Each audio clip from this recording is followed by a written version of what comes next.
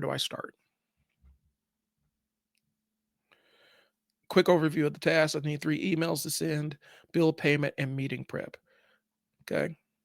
And it gives me step-by-step things. And sometimes I actually, even if I know what the steps are, having it laid out step by step does allow me to find a starting point.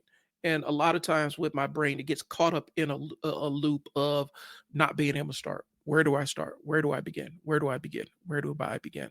Um, where it hits me really hard, and I'll be really transparent, is cleaning. Um, I get overwhelmed and I don't know exactly where to start. And then I set out with the task of cleaning the living room, and then I can't do it because I don't know where to start. I physically don't know. I overwhelm myself with all the things that need to be done that I don't give myself a starting point. Okay. So it gives you a simple breakdown of micro steps that I can execute to get the thing done. And then it even gives me a prioritization list so that I could know what need, gives me a specific priority of which to get things done. This is how you can use it in your basic everyday life. um, when I'm driving, I will hit the little microphone, I'll tap the microphone button so I can drop ideas into ChatGPT and it can kind of parse them while I'm picking my kids up from school. And then when I get home, I can go ahead and execute what ChatGPT has laid out for me. There are times where I have to say, try again. That doesn't work, try again. That doesn't work, try again. And so it is not a perfect tool, but it's the tool that we have right now. Okay. All right. So in a very simple flow, you could ask ChatGPT to lay out your day for you and give you action steps to start. Okay. Now we're back to the live stream. Okay.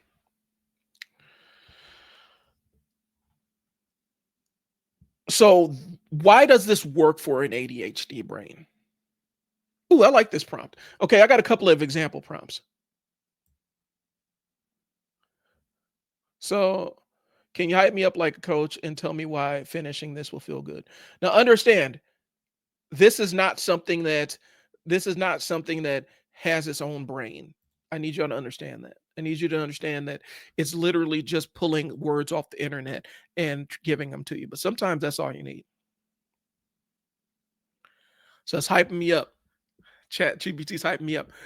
You didn't come this far to quit at 80%. You've done the hard part, starting. You fought through the distractions, doubts, and every excuse trying to pull you off course. You're in the fourth quarter now, and this is where champions are made. Finishing this is not about checking a box, it's about proving to yourself that you can follow through. You don't just let your ideas get into your head, you bring them to life. Okay. So it can even hype you up. Like, it's not a human being. And I need some of y'all to understand this because we do have this weird thing right now that we're experiencing where we try to attribute human personalities to animals and things that aren't living. And so I don't want y'all to think of it like a human being, but I do want you to think of it like an artificial, kind of an artificial brain that doesn't really think. It just spits out ideas and it helps you sort through your ideas. If you put your ideas in, it will spit out ideas back at you. Okay. So if you want to see exactly how I do it in my workflow, like right now, I have a couple of tasks that I need to get done. Okay. And so what I'll do is I'll kind of show you when I say I use Chat GPT to parse information that's already there. I'll show you what I mean. Okay. I produce a couple of podcasts. I'm not going to go into my client's podcast because I don't want to put all this business out in the street. So I'll go back to one of mine. Okay. Now, one of the AI tools that I do use is I have a membership to Opus Pro, Opus Clip, uh, and it's Opus Pro. Opus Pro is an AI tool that allows you to clip longer form video and cut it into TikToks or Instagram Reels or even longer form YouTube. So I could drop an hour-long clip in there, and it will chop up that hour-long clip into bite-sized segments that I can then utilize uh, across all of social media. Okay. And so a lot of times when I'm working with Opus Pro, one of the things is um,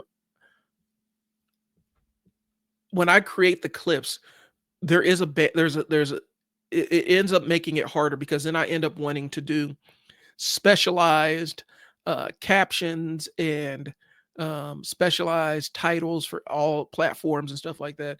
And instead of having to think about it every single time, I will take the transcript and I'll show you what I'm talking about here. Let me pull up something here. So present. And sorry, I'm jumping into a whole lot of different things, but bear with me. So this is my general workflow. I do post a lot of content on behalf of myself and for other people. Okay. So one of the things I do, let me jump in here. So I dropped longer form clips in here, right? And Opus chops them up into bite-sized clips and transcribes them. Okay. So this is my own personal Opus account. I have one that I share with a couple of clients to get things done, but this is my own. Okay.